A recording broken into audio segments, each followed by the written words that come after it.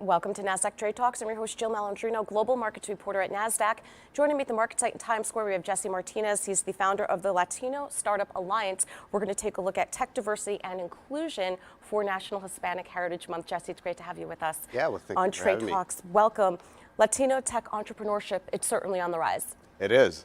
It is. And so I'm actually born and raised in Houston, Texas, and I made my way over to California, San Francisco in '97 to work for a startup.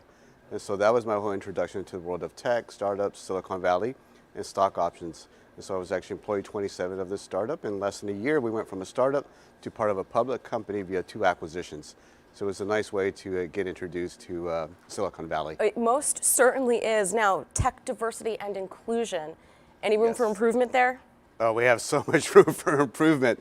You know, actually, as the founder of Latino Startup Alliance in 2010, when I was looking to do my second startup, I was looking for resources as a Latino tech founder. At that time, it was the beginning of other organizations doing such services for their communities.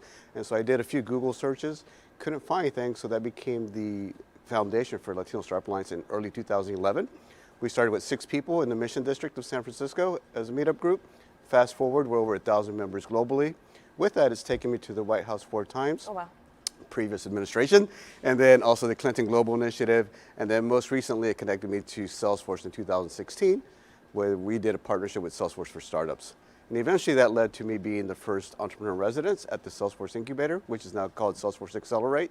And so we've done a lot of work. I've been very active and very engaged with ensuring that we have more Latino representation within the tech community. That's incredible how quickly the growth happened. Let's talk about new technologies, Latinos and artificial intelligence. Yes, well, as you know, AI is the biggest buzzword we have in tech today. And so how do we ensure all diverse communities have a voice and have a seat at the table?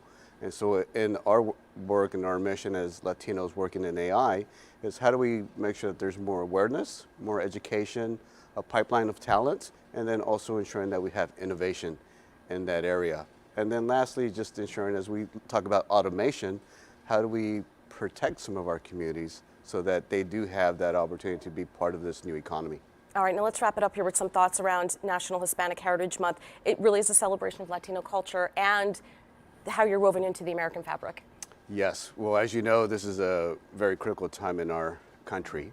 And so it's very important for us not to only celebrate Hispanic Heritage Month, but to celebrate Latinos and diversity year-round. And so ensuring that we have the voices and the representation that made, the America what is great today, right? So when we think about immigration, my parents immigrated from Mexico to give us a better life.